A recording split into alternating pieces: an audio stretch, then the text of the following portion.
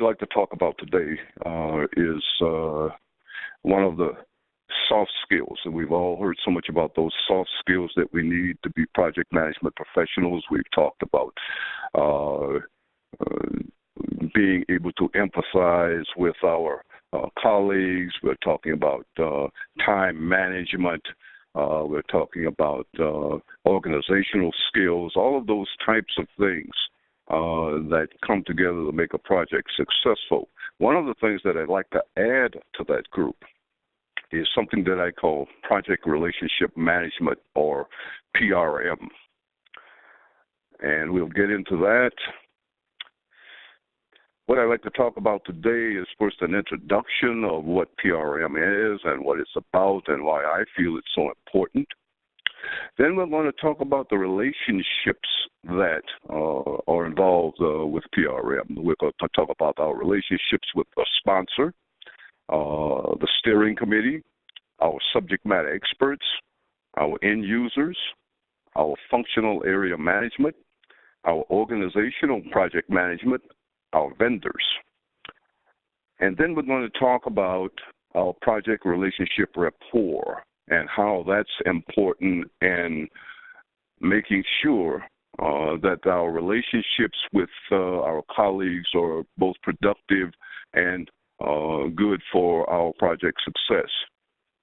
We'll talk about some project relationships, do's and don'ts, some of the things that we as people and as we go through life, so certain traits that we pick up that may not be in our best interest when we're dealing with projects. And we're going to have a summary after that, and then we're going to talk about, have some questions.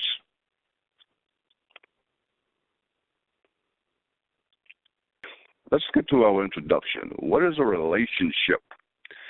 A relationship can be stated as a state of being related or kindred, affinity, or other alliance, or, as in it relates to our case, a state of affairs existing between those having relationships or dealings.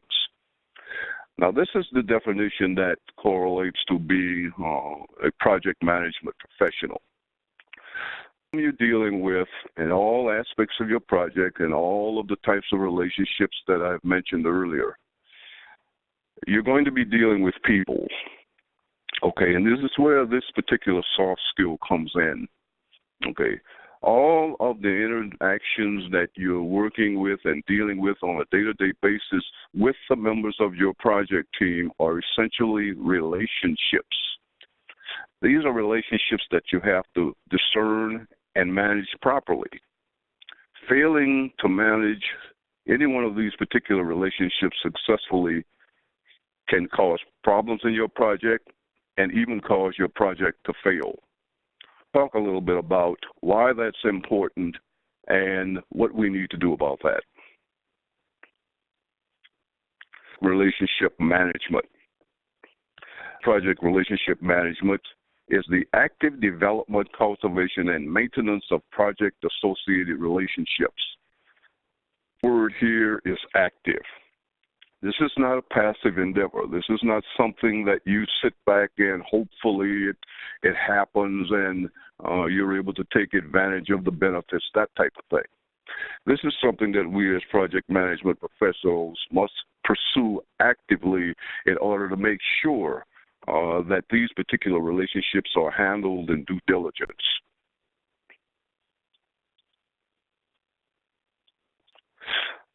Let's talk about the primary aspects of project relationship management. Include the project manager and the sponsor, the project manager and the steering committee, the project manager, subject matter experts, manager and end users are our customers, the project manager and the functional area management if you're dealing with a matrix organization, project manager and organizational project management. This is your PMO, the people that you report to, your boss, and vendors. Now, on all projects, you may or may not have vendors, okay, but they are included here because the association and the relationship with them is just as critical as those other relationships that I've mentioned.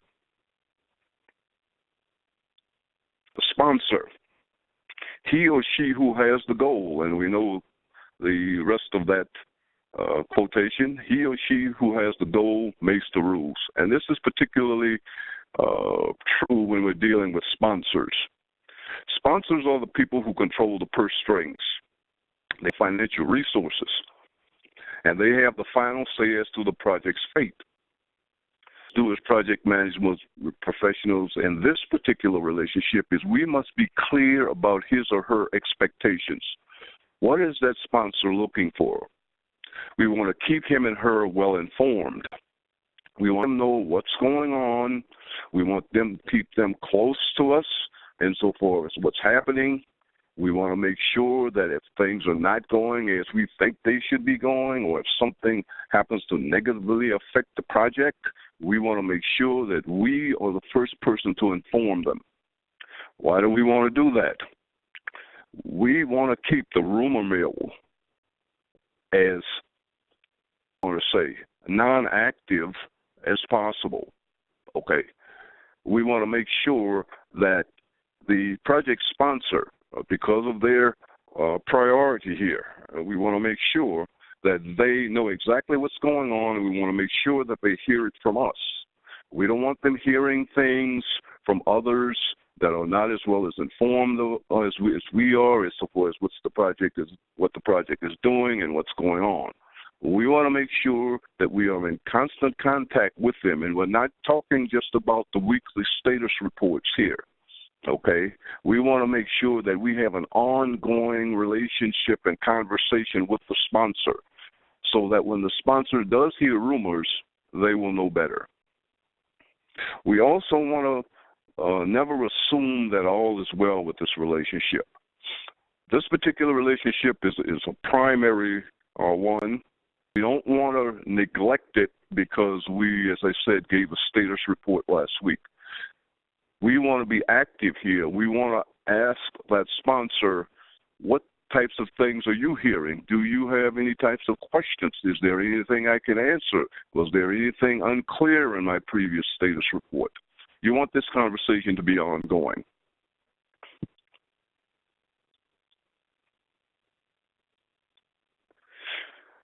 The relationship that I want to talk about is the steering committee. And they are the people who are like a board of past or board of directors for a particular project. It's directly below the sponsor, insofar as I'm keeping them informed. The sponsor may or may not be on this steering committee. They're e pluribus unum. That means one out of many. Is the primary concern that we want to have with this relationship is you may think that they are being the steering committee are acting together and collectively for the better part of the project. But my experience has been that every member on that steering committee has their own particular objective. Okay? Can be primary and secondary stakeholders. In this particular situation, you want to be aware of conflicting priorities, desires, and needs. What do we mean by that? Each one of those members on that steering committee is concerned that the project, their particular responsibilities and goals on the things that are under their responsibility. Okay, they are going to be biased in their opinions and their support.